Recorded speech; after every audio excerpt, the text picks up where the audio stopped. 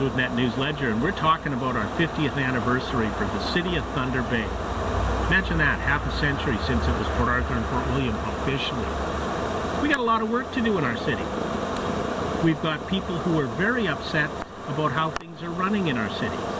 We have a city council that has an opportunity to shift the paradigm, to take this city places that it's never been to reach its full potential. The challenge is, are they listening and are they interested? When you talk to them, they're all interested in making Thunder Bay a better place. But let's see what we can do about that. So let's talk about a couple of issues here. First of all, Victoriaville in the downtown Fort William. Downtown Fort William is trying desperately to recover after 13 years of what appears to be neglect in many cases. Downtown Fort William has become a place where outside Victoriaville, it's little Chicago selling drugs. You go there even on Christmas Eve when everything was closed in the area and the mall was closed. People were outside Victoriaville lined up selling drugs.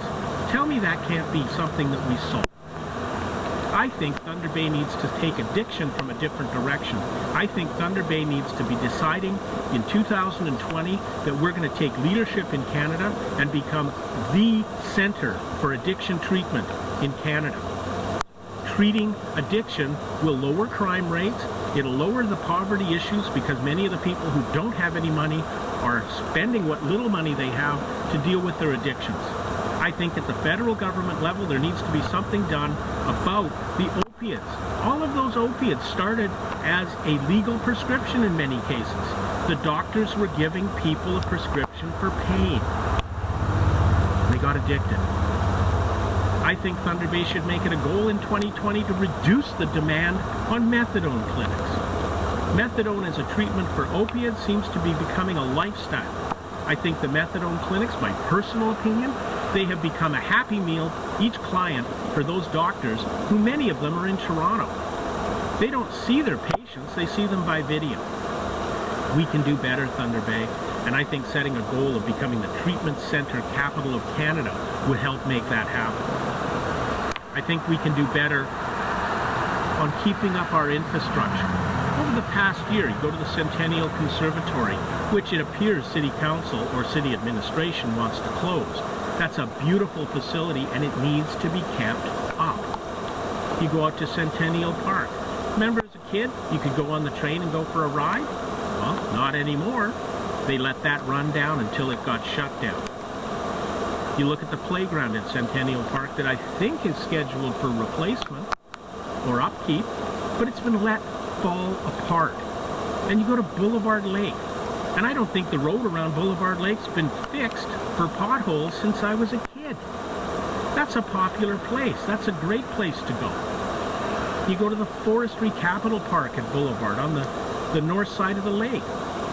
And we're claiming that we're the forestry capital of Canada, but if you go out there, some of the trees that have been planted so that you know what the tree is have died and been cut down and not replaced.